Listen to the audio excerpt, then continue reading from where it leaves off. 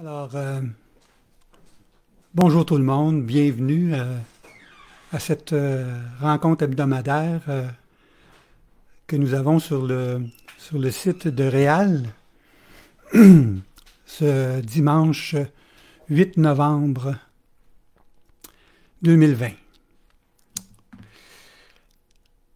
Alors, pour ceux qui se posent la question, où est Réal?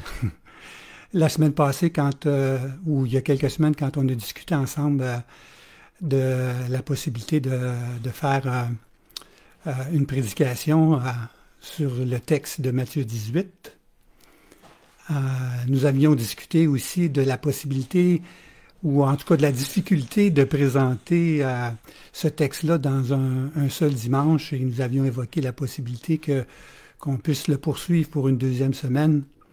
Alors, merci Réal de me permettre de terminer ce texte ou cette prolongation un peu de la série que Réal a fait sur l'amour de Dieu. En écoutant ces prédications sur l'amour de Dieu, j'ai été vraiment encouragé dans ma foi et fortifié. Et merci de me permettre de contribuer un petit peu à cette notion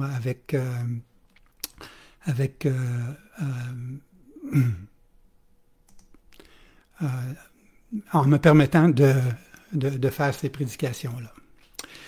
Alors, la semaine passée, à la suite de la prédication que j'ai faite sur ce texte, il y a quelques questions qui ont été posées ou quelques commentaires que j'ai reçus à la suite à la prédication. Un portait sur le fondement biblique du modèle de gouvernance épiscopale et l'autre la discipline publique dans l'Église. Alors juste avant de commencer cette prédication qui a pour titre ce matin « Un amour qui pardonne ». La semaine passée, on avait un amour qui se réjouit. Cette semaine, on va regarder un amour qui pardonne. Dans Matthieu 16, Jésus, après que Pierre ait fait une confession extraordinaire par rapport à la divinité de Jésus-Christ, « Tu es le Christ, le Fils du Dieu vivant », Jésus lui a dit « Tu es Pierre, et sur cette pierre, je bâtirai mon Église. » Et naturellement, plus tard, après la mort et la résurrection de Jésus-Christ, au jour de la Pentecôte, Pierre a été celui qui a fait cette fameuse prédication le jour de la Pentecôte, où 3000 Juifs qui étaient présents à Jérusalem se sont convertis et se sont fait baptiser cette journée-là. Ensuite, au chapitre 4, on le voit comme étant plein d'assurance, en train de confronter les autorités religieuses en disant juger ce qui est préférable de faire, d'obéir à Dieu ou d'obéir à vous, après qu'il ait été la première personne après la mort de Jésus-Christ à faire un miracle à la porte du temple. Et par la suite, dans le chapitre 5 de Actes, on voit Pierre qui est en train de animer ou de faire une rencontre de l'Église, et puis qu'il y a Ananias qui vient, il y a un débat qui se fait sur le montant qu'Ananias a vendu un champ puis qui est venu donner à l'Église, et puis Pierre lui demande c'est quoi le montant, et puis tout à coup cette personne-là tombe raide morte en plein milieu de l'Église. C'est vraiment quelque chose de public, quelque chose de spectaculaire qui arrive à ce moment-là. Et c'est pas fini, parce que plus tard, sa femme arrive un peu plus tard et s'installe, et Pierre lui demande à quel montant le champ a été vendu, et cette femme-là répond le même montant que son mari, et elle aussi décède tout simplement comme ça dans l'Église. Et cette action spectaculaire marque l'Église primitive et la remplit d'une grande crainte. Tous ceux qui ont été témoins et tous ceux qui ont entendu parler de cet événement-là, de discipline qui est exercée directement par Dieu. C'est pas Pierre qui a tué ces gens-là, c'est vraiment un acte de Dieu qui s'est accompli, qui est une discipline qui est publique et qui vise à conserver l'intégrité de l'Évangile.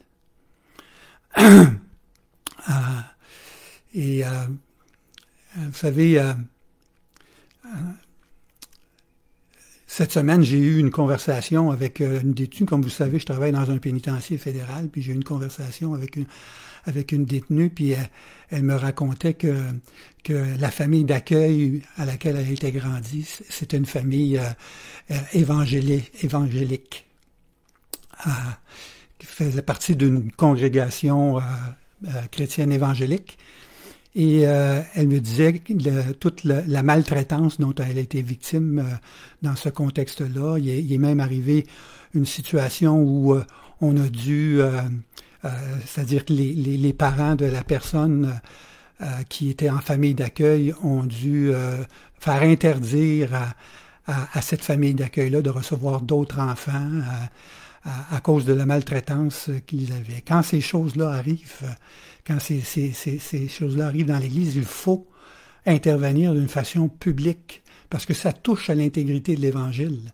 Comment les gens dans la communauté autour peuvent comprendre le message de l'Évangile si des gens qui se disent chrétiens agissent de cette façon-là envers et contre les valeurs de l'Évangile.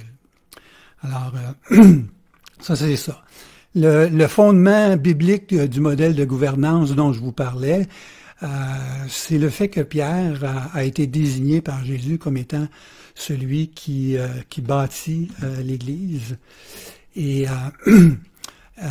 c'est-à-dire que Christ bâtit son Église sur lui et que dans les premiers temps de l'Église, il a été en premier plan au niveau de la prédication, au niveau de l'exercice de la discipline, au niveau de sa relation avec les autorités religieuses environnantes.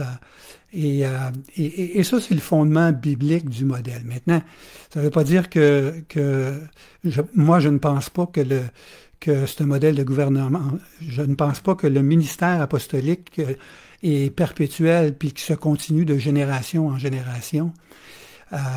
Et je pense pas que ce modèle-là s'applique maintenant aujourd'hui, surtout quand on lit attentivement Matthieu 18, qui présente un autre modèle de gouvernance, comme on a vu la semaine passée. Mais ceci étant dit, je peux comprendre que certaines personnes pensent que c'est justifié d'avoir un modèle de gouvernance, et je connais des croyants qui sont catholiques ou qui sont dans ce modèle de gouvernance-là et qui ont une foi sincère et profonde et qui fonctionnent très, très bien dans un contexte comme celui-là. Et comme je le disais la semaine passée, c'est pour cette raison-là que faut pas voir les choses tout à fait toutes noires ou toutes blanches dans cette situation-là, mais il faut exercer notre jugement parce que c'est pas quelque chose qui vient toucher à l'intégrité de l'Évangile si une personne au travers dans une église où il y a un modèle de gouvernance épiscopale vit sa foi d'une façon authentique. Et je connais des gens qui vivent leur foi d'une façon authentique dans un modèle comme celui-là, qui sont des exemples pour moi de chrétiens qui suivent le Seigneur. Voilà. Maintenant, puis pour question de la discipline publique, je crois que ça existe. Ça ne veut pas dire que j'en ai pas parlé la semaine passée, que ça n'existe pas. Mais je pense pas que le texte de Matthieu 18 parle précisément de ça. En gros, on a vu la semaine passée que le texte de Matthieu 18 parle de l'amour de Dieu pour ses enfants. Au verset 4, ça dit « C'est pourquoi le plus grand dans le royaume des cieux est celui qui s'abaisse lui-même comme cet enfant. Et celui qui accueille en mon nom un enfant comme celui-ci m'accueille moi-même. » Verset 10, « Faites attention, ne méprisez pas un seul de ces petits. Je vous l'assure, leurs anges dans le ciel se tiennent constamment en présence de mon Père. » Verset 14, ça dit « Il en est de même pour votre Père céleste, il ne veut pas qu'un seul de ces petits ne se perde. » Les paroles de Jésus contenues dans le chapitre 18 sont des paroles de réconfort pour ses petits-enfants.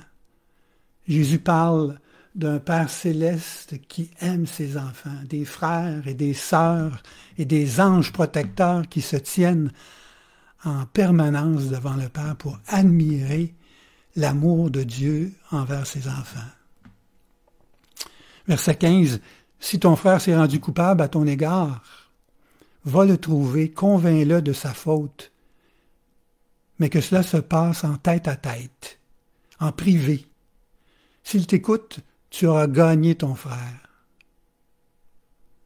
Le chapitre 18 nous parle de relations humaines dans l'Église. Il nous présente un modèle d'interaction approprié dans un conflit interpersonnel. Une rencontre privée où la faute est exposée avec simplicité et respect. Où il y a de l'écoute, beaucoup d'écoute, de la douceur, de l'humilité. Dans les étapes subséquentes proposées par Jésus, démontre clairement l'intention de gagner plutôt que de perdre. Jésus parle d'un effort pour qualifier plutôt que de disqualifier. Au verset 19, il dit « J'ajoute que si deux d'entre vous se mettent d'accord ici-bas au sujet d'un problème pour l'exposer à mon Père céleste, il les exaucera. Car là où 2 ou 3 sont ensemble en mon nom, je suis présent au milieu d'eux. » Jésus parle d'un moyen de résoudre un problème dans l'Église. Il propose une solution qui repose sur l'accord de 2 frères d'exposer à Dieu, au nom de Jésus-Christ, le problème et que Dieu les exaucera. Alors,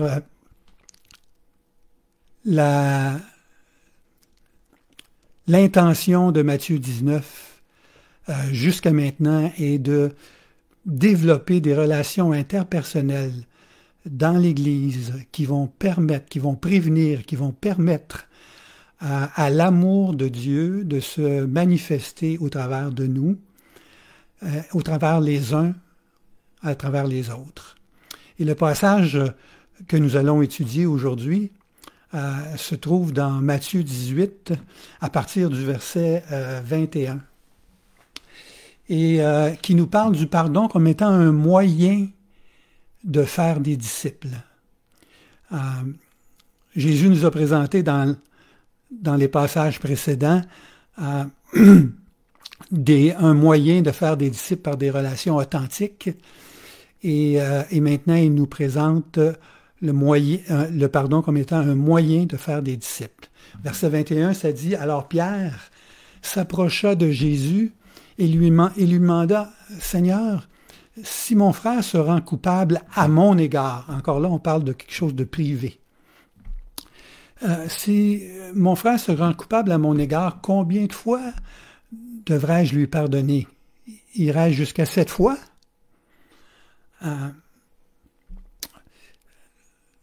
La qualité des relations humaines dans l'Église influence la santé spirituelle de chacun des individus. Si on ne pardonne pas dans une Église, si on n'a pas des relations authentiques puis on ne pardonne pas, chacun des individus dans l'Église vont s'en ressentir. La qualité bonne ou mauvaise des relations dans l'Église peut provoquer des conflits entre frères et des discussions entre frères et des relations entre frères, et peut augmenter le risque d'abus et de manipulation. Alors, c'est vraiment, et c'est vraiment ce que ce texte-là, où Pierre est en train de réaliser qu'il doit pardonner à son frère, et il demande combien de fois devrais-je le faire. En fait, les Juifs pensaient que dans Amos, puis dans beaucoup de littérature intertestamentaire, il est mentionné que les Juifs devraient pardonner 3 fois. Après ça, ils devraient arrêter. On a l'impression que Pierre est en train de dire à Jésus, OK, je comprends ce que tu dis. Si je fais 3 fois ce que la loi dit, je rajoute le double, puis j'en mets un pour la loc, ben je vais être correct à ce moment-là. Tu sais. Puis Jésus répond, il dit non, c'est pas ça.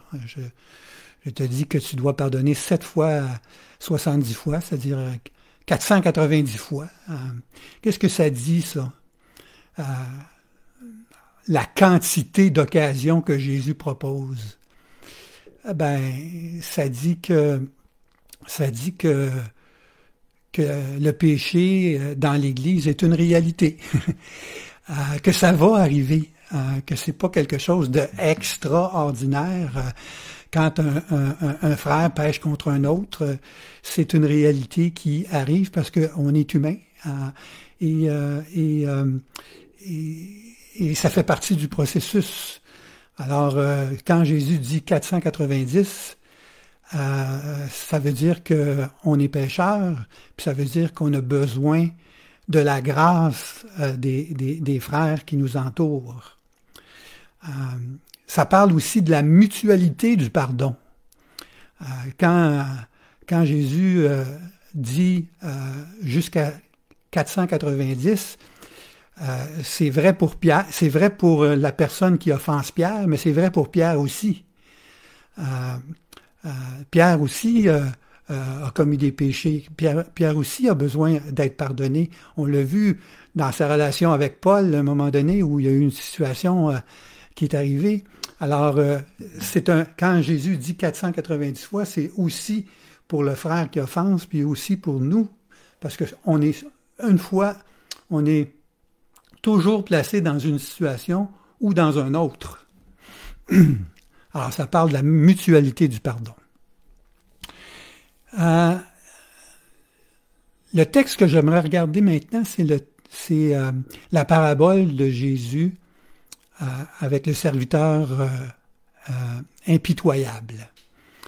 Je ne vais pas lire la parabole au complet, mais je vous invite à l'examiner, à la lire chez vous à la suite de la prédication, puis à vraiment réfléchir sur ce texte où Jésus parle d'un royaume qui est comme un roi qui voulut régler ses comptes avec ses serviteurs. Puis là, il a commencé à compter, puis là, il s'est aperçu qu'il y avait un serviteur qui lui devait 10 000 talents. Ce serviteur n'avait pas de quoi rembourser, et puis là, le maître il a décidé de le vendre, et puis vendre ses enfants, puis en tout cas de se faire rembourser autant que ça se peut. Et puis ce serviteur-là s'est jeté à ses genoux, s'est mis à pleurer, puis à l'invoquer, puis à le supplier d'être patient avec lui, de lui permettre de lui rembourser, qu'avec le temps, il va réussir à le faire. Puis le roi fut ému de compassion et son maître le renvoya libre. Il remis toute sa dette. Aussitôt, son serviteur ressort, descend dans la rue, rencontre un de ses confrères serviteurs, le prend au collet, lui tire la cravate, il lui dit « Tu me dois 100 pièces d'argent, paye-moi. » Le même scénario se produit. Ce serviteur-là se met à genoux, se met à supplier d'être patient avec lui, de lui permettre de le rembourser. Puis celui-là, puis lui, il dit non, il n'est pas question que tu... et il l'envoie en prison, puis pour se faire... il l'envoie en prison, il y a un châtiment pour lui, il est impitoyable envers ce serviteur-là.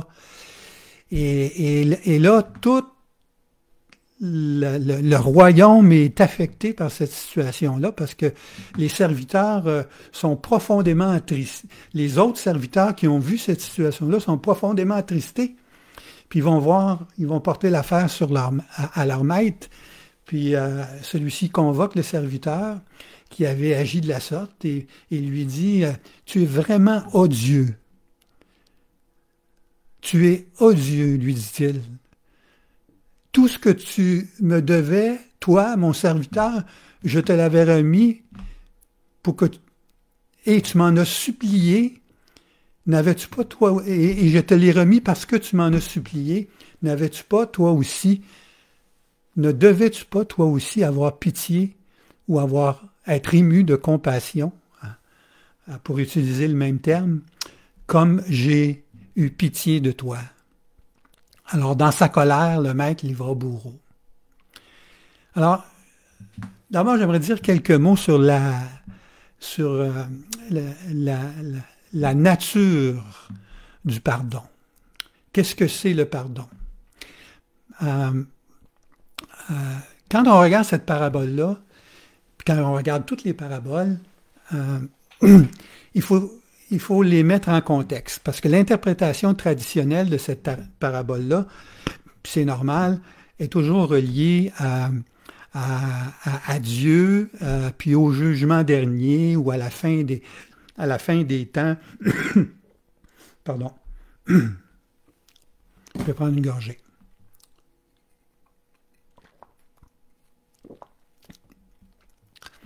Au jugement dernier ou à la fin des temps, tous vont comparaître devant le trône de Dieu et puis tous vont être jugés selon les actes qu'ils ont commis. C'est difficile, quand on entend une parabole comme ça, de l'interpréter autrement que la façon traditionnelle.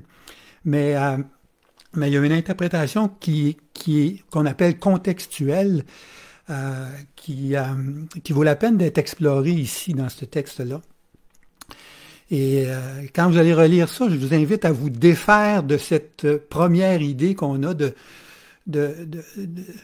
donner une valeur eschatologique à cette parole-là, à cette parabole-là. Mais on parle plutôt d'une situation courante de tous les jours et qui tient compte du contexte historique. Quand Jésus a parlé de ça, il était dans un royaume où il y a un empereur, puis chaque province ou chaque pays est gouverné par un gouverneur ou un roi. Et ça, c'est le contexte historique là, que Jésus parle de ça. Puis il y a un contexte grammatical aussi.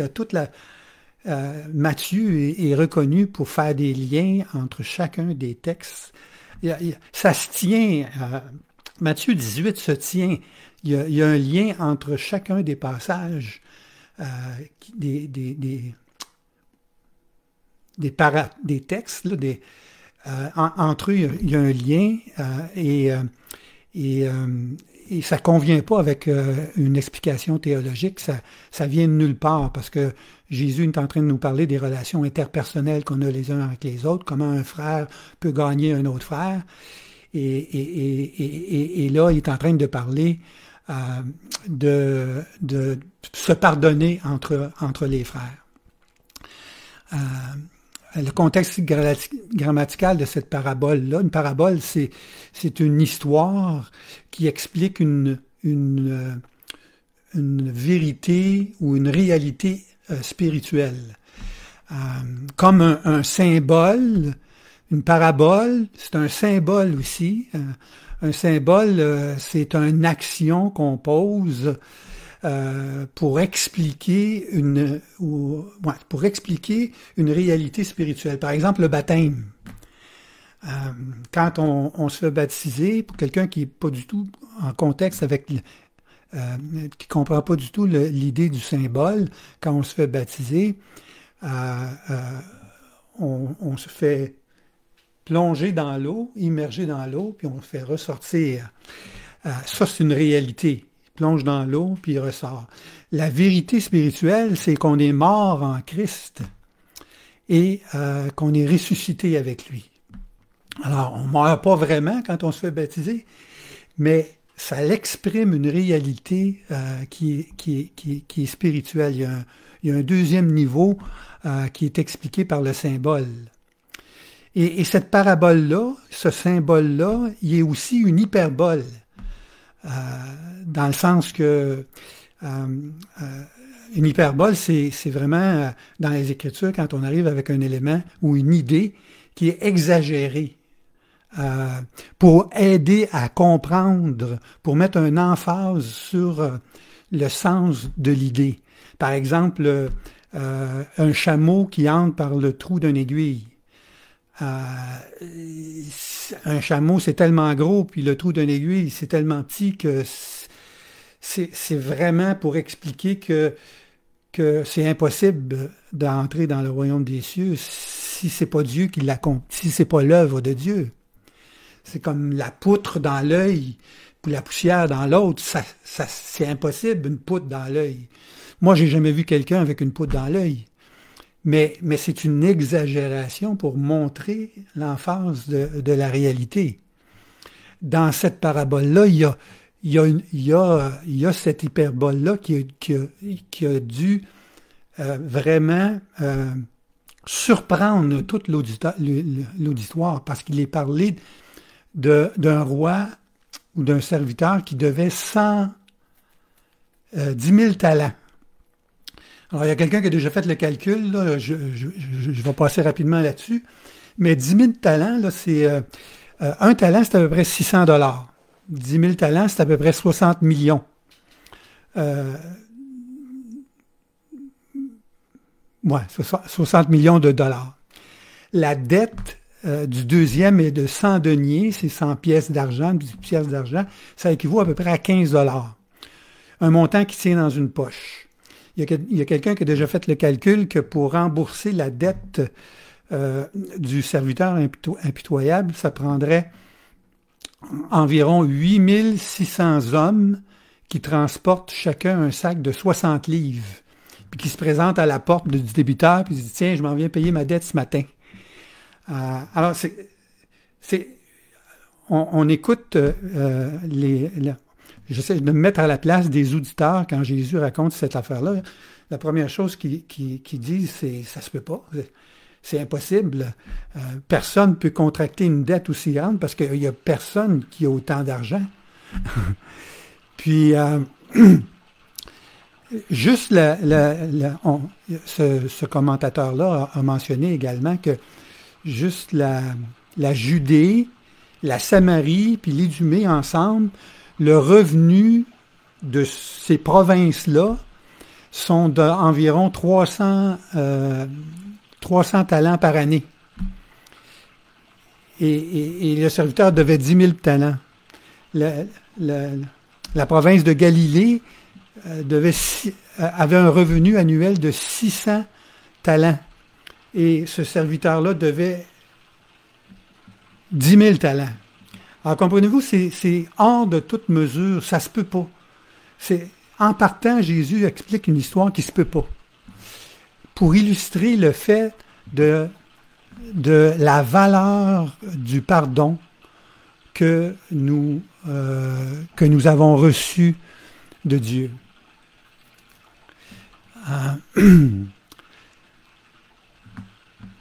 Alors, j'aimerais explorer avec vous maintenant quelques mécaniques du pardon qui est illustré dans cette parabole.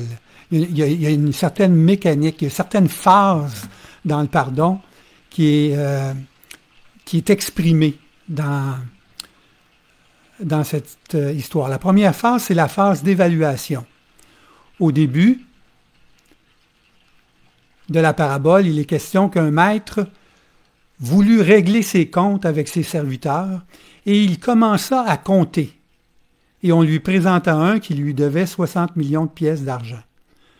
Vous savez, dans l'exercice du pardon, il y a une phase d'évaluation qui est très, très importante. Le roi réagit brutalement, il a puni le serviteur en réalisant l'ampleur de la faute, en faisant le calcul, en s'assoyant, en essayant de comprendre c'est quoi la faute exactement. Vous savez, les scientifiques étudient beaucoup, à l'école j'apprends souvent ça, que les scientifiques étudient beaucoup la notion du pardon, et puis plusieurs livres qui ont été écrits là-dessus, puis plusieurs articles qui ont été écrits là-dessus, comme bienfaits thérapeutiques. Et puis l'un d'entre eux, il a écrit une définition que je trouve intéressante à cet égard-là. Ça dit « Ceux qui ont rationnellement déterminé avoir été injustement traités pardonnent quand ils abandonnent volontairement le ressentiment et le comportement répondant et qu'ils s'efforcent d'agir envers le ou les malfaiteurs selon des principes moraux bienveillants, incluant la compassion, le respect humain, générosité, ce que le malfaiteur, en raison de ses actes, n'a aucun droit. » Cette étape, l'étape d'évaluation, peut être douloureuse, mais elle est indispensable, car il n'y a pas de pardon sans la prise de conscience de la douleur que l'offense procure. Vous savez, souvent, on va passer par-dessus cette étape-là. On va essayer d'oublier la faute, on va essayer de justifier ou de excuser la personne, on va y revenir un petit peu plus tard, qui nous a offensés, parce qu'on n'aime pas être en contact avec la souffrance que cela nous procure. Mais il n'y a pas de pardon s'il n'y a pas une juste évaluation de la faute, et cette étape-là peut être douloureuse. Mais la douleur émotionnelle peut nous motiver pour réfléchir à envisager le pardon, pour nous aider à envisager le pardon. C'est une précontemplation du pardon, de comprendre exactement la nature de la faute, comme le roi, quand il a entendu qu'un serviteur lui devait 10 000 talents.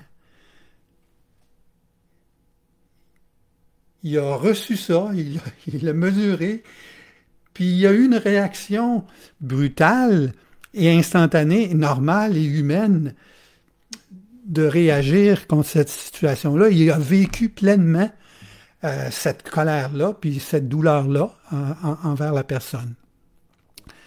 La deuxième phase que l'on voit là-dedans, c'est la phase de décision. À un moment donné, le serviteur se met à pleurer, puis à le supplier, puis là, on lit que le roi a été ému de compassion. Puis l'expression ou l'ensemble de mots qui est traduit par ému de compassion ici, dans d'autres textes, c'est traduit autrement. Mais je suis allé vérifier dans le grec, puis c'est une expression qui arrive seulement que 12 fois dans le Nouveau Testament. Et 10 fois sur 12, c'est quand Jésus est ému de compassion face à la foule qui avait faim, face aux disciples qui reviennent après avoir été évangélisés, dans toutes sortes de situations. À 10 reprises dans le Nouveau Testament, Jésus fut ému de compassion devant différentes situations. Puis les deux autres fois, c'est quand le Samaritain a vu l'homme qui était dans le fossé, ensanglanté comme mort. Il fut ému de compassion. Et la 12e fois, c'est le texte que je suis en train de vous parler en ce moment. C'est le roi qui voit la situation de son serviteur et puis qui est ému de compassion. Vous savez, la décision de pardonner, c'est le début d'un processus. Et c'est à ce moment-là qu'il a décidé de pardonner. Ça ne veut pas dire que le pardon est complété. Il faut qu'on distingue entre un engagement à pardonner qui s'appuie sur un acte de volonté et la disposition du cœur à pardonner qui, elle, s'appuie sur une vérité, c'est-à-dire de voir l'autre selon la perspective de Dieu. Cette phase, ça ne se commande pas, là. C'est l'œuvre de Dieu. Dieu est miséricordieux. Dieu, dans son essence, c'est son attribut d'être bon, d'être miséricordieux, d'être compatissant, d'être rempli de compassion. On a beaucoup de psaumes qui nous parlent de la compassion de Dieu. Dans Genèse, dans Exode, on parle beaucoup de la compassion de Dieu, que c'est dans sa nature qu'il est compatissant. C'est dans son essence. C'est un attribut de sa personne qu'il transmet à ses enfants par le Saint-Esprit. La troisième phase que l'on voit dans le texte, c'est la phase que j'appelle la phase du renouvellement, c'est-à-dire la phase de l'évolution. La phase du renouvellement, c'est l'œuvre de l'Esprit Saint qui progressivement renouvelle notre intelligence et nous renvoie l'image de Dieu dans l'offenseur. Comprenez ce que je veux dire? Chaque être humain a été créé à l'image de Dieu et chaque être humain porte l'image de Dieu en lui-même. Et quand on arrive et on est offensé par un frère, naturellement, émotivement, cette image-là est brisée dans l'autre. Et il y a besoin d'avoir un renouvellement, une reconstruction. Et la phase de renouvellement permet au Saint-Esprit, par la parole, par un cœur qui est disposé à lire les Écritures et à marcher par l'Esprit, à remplacer le mensonge qui s'est établi en nous par la vérité, c'est-à-dire de voir l'autre comme Dieu le voit et de voir l'autre comme Dieu l'aime aussi. Alors ça, c'est une phase qui n'est pas instantanée, qui se produit dans le temps. L'histoire que Jésus raconte, on n'a pas d'histoire, on n'a pas de temps qui nous dit combien. On n'a pas de référence à ça parce qu'il n'y en a pas de référence, ça dépend de chacune des situations qui nous arrivent. Puis là, on est en train de parler du pardon entre frères quand c'est moi qui est responsable, c'est-à-dire quand c'est moi qui est la victime. Finalement, la quatrième phase, c'est la phase de restauration. Je l'appelle la phase de restauration, puis je veux mettre une bémol ici, parce que c'est la phase de restauration est la phase où l'offensé recouvre une paix intérieure et une confiance et un confort face à l'autre. Attention, ici, je ne suis pas en train de dire qu'il s'agit d'une réconciliation, là. Parce que souvent, on s'empêche de pardonner parce qu'on a une idée trop idéaliste du pardon. On s'imagine que ce que Dieu nous demande, c'est de faire la même chose que lui a fait avec nous, c'est-à-dire réconciliation, justification, conciliation. Mais le pardon, c'est pas ça. L'histoire que Jésus nous raconte, c'est une histoire banale de tous les jours où il s'agit de retrouver. En fait, le pardon, c'est un acte intérieur qui n'engage pas l'autre personne. Alors, la phase de restauration est la phase où l'offensé recouvre une paix intérieure et confiance et un confort face à l'autre. Il ne s'agit pas de la réconciliation. Troisièmement, en terminant, là, je vais vous parler du pardon mutuel qui est l'expression de l'amour de Dieu. Ce texte-là, ce parabole-là nous parle beaucoup plus du pardon entre frères, entre serviteurs dans l'histoire, mais dans la réalité de Matthieu 18, il nous parle du pardon entre les frères. Voilà comment mon Père céleste vous traitera. En Colossiens 1, Colossiens 3. Vous aussi. Non, pardon, là je suis dans Matthieu. Voilà comment mon frère vous traitera, vous aussi, si chacun de vous ne pardonne pas du fond du cœur à son frère. C'est comme ça que se termine le Matthieu 18. Si chacun de vous ne pardonne pas. Puis ici, j'aimerais juste faire une parenthèse rapidement pour vous dire que ce que le pardon n'est pas. ce que le pardon entre frères ou le pardon mutuel n'est pas. Le pardon mutuel n'est pas la réconciliation. Le pardon est un processus interne et la réconciliation est un comportement externe qui agit en deux personnes ou plus qui travaillent sur une difficulté existante. Le pardon est une condition nécessaire pour une véritable réconciliation. Mais la volonté de réconciliation de la part du malfaiteur ou de l'offenseur n'est pas nécessaire pour exécuter un pardon complet et total. Le pardon est un choix personnel et indépendant qui n'engage pas la volonté de l'offenseur. Il ne dépend pas de lui. Dans Colossiens 3, il dit, c'est par lui qu'il a voulu réconcilier avec lui-même l'univers tout entier, ce qui est sur la terre, ce qui est au ciel, en instaurant la paix par le sang de son Fils Jésus-Christ. Là, on est en train de parler de la réconciliation que Dieu a fait avec nous. Mais la réconciliation que Dieu a fait avec nous, ce n'est pas le pardon. La réconciliation, c'est le fait que Jésus-Christ a payé la dette. Alors, si on revient à notre histoire, c'est comme si le serviteur donnait les 10 000 talents d'argent à son maître, au roi. Et à ce moment-là, il y a une réconciliation parce que la dette est effacée. Il n'y en a plus. Et c'est ce que Jésus-Christ a fait à la croix.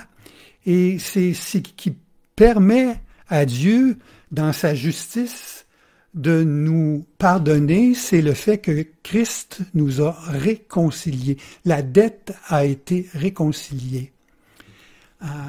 Il nous a transportés dans le Fils, il nous a transportés dans le royaume de son Fils bien-aimé, en qui nous avons la rédemption, le rachat.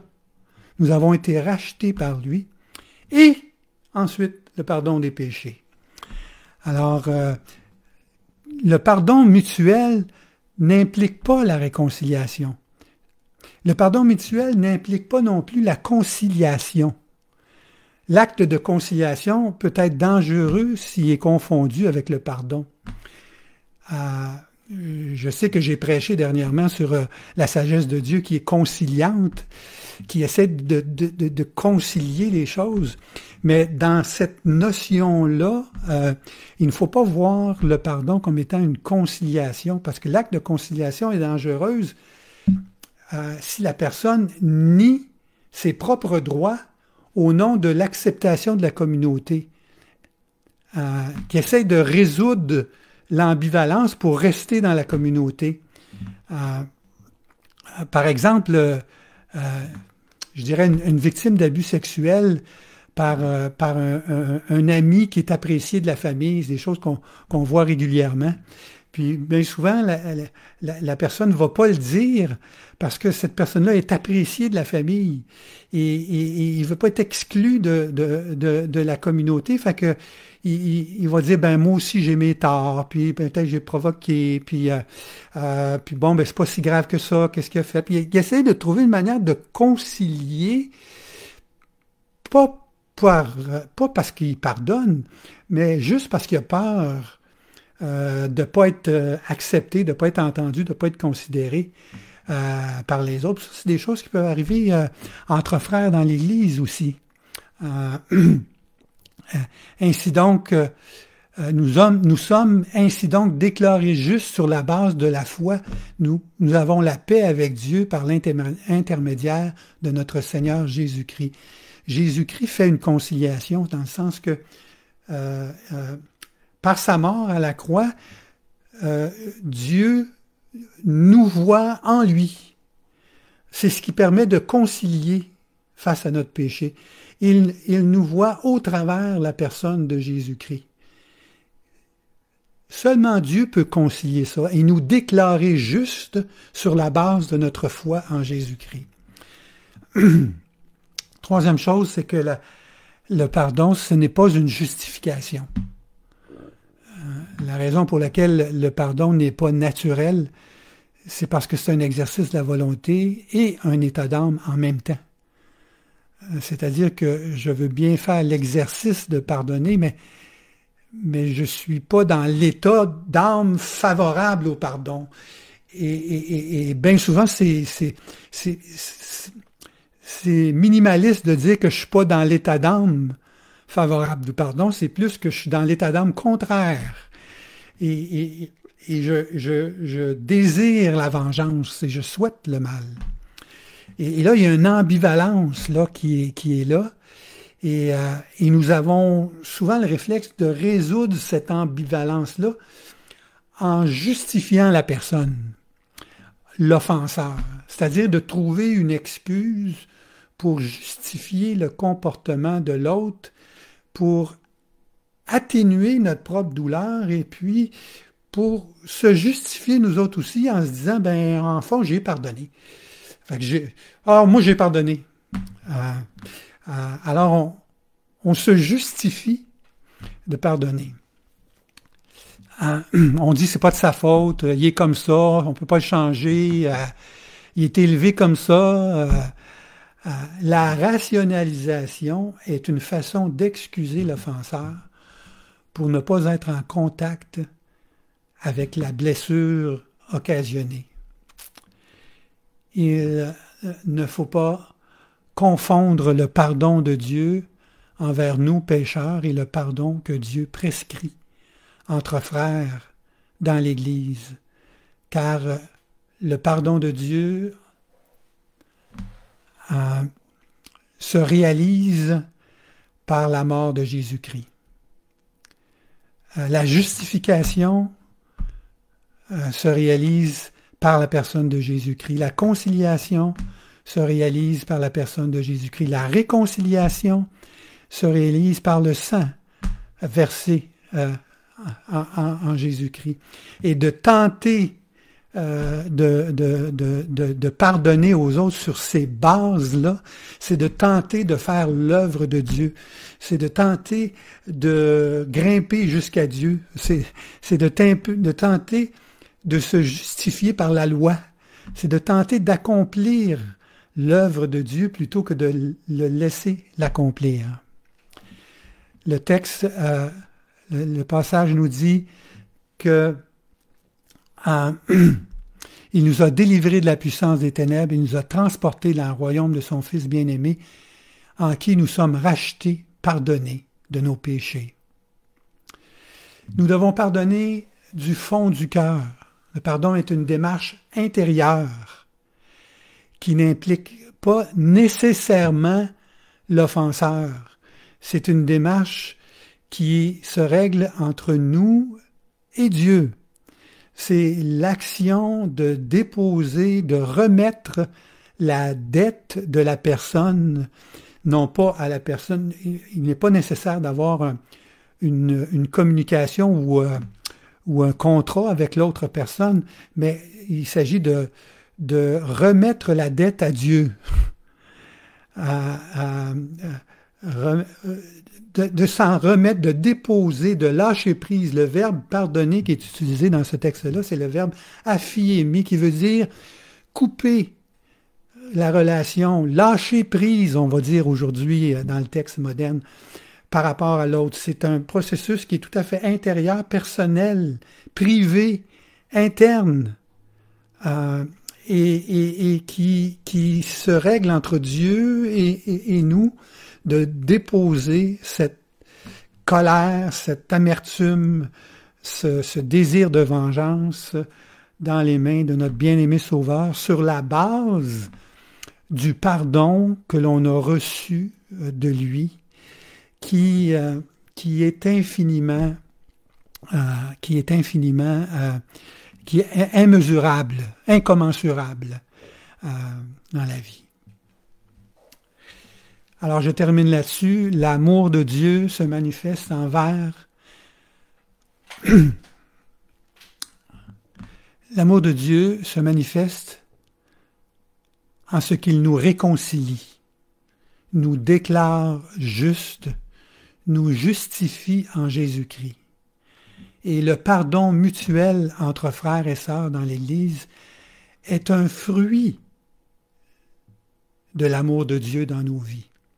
Puis là, j'insiste parce qu'on en a parlé beaucoup dans les dernières semaines de la notion du fruit. Un fruit, ce n'est pas quelque chose qu'on fabrique. On ne peut pas fabriquer un fruit. Un fruit, ça vient de l'intérieur, ça vient de la sève. Jésus dit, demeurez en moi et vous porterez beaucoup de fruits. Quand nous sommes attachés à la personne de Jésus-Christ, quand l'Esprit Saint, nous sommes dirigés par l'Esprit Saint, nous allons pardonner. Parce que nous sommes la vie de Christ qui vit dans nos veines. Et l'amour de Dieu, c'est le pardon.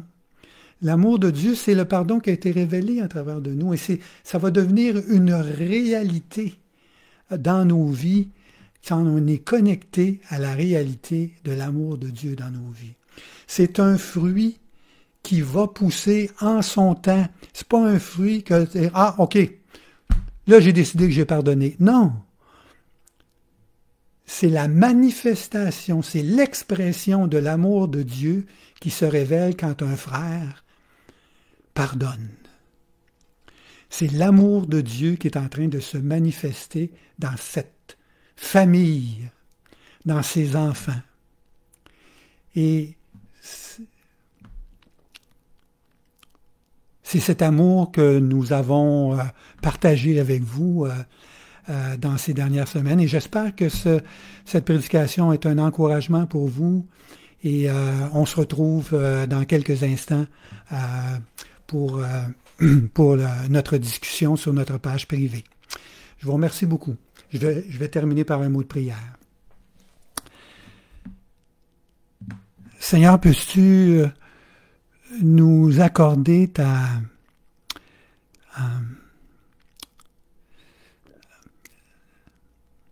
nous permettre, Seigneur, de voir Christ, de voir Jésus-Christ dans ce chapitre, de voir l'amour que tu as pour chacun de nous, de voir le désir que tu veux que l'on développe entre frères, de voir comment tu veux qu'on soit en train constamment de faire des disciples les uns avec les autres.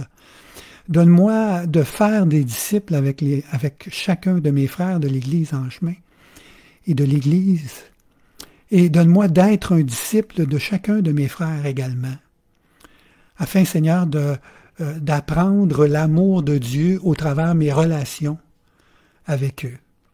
Que tu puisses bénir, même dans ces temps de pandémie où c'est plus difficile de percevoir l'affection mutuelle et d'avoir des relations authentiques, et que malgré cela, Seigneur, la puissance du Saint-Esprit puisse se révéler en chacun de nous et que nous puissions, en tant qu'Église, développer des relations interpersonnelles authentiques, profondes, sincères, humbles et vraiment qui vont glorifier ton nom, qui vont t'honorer.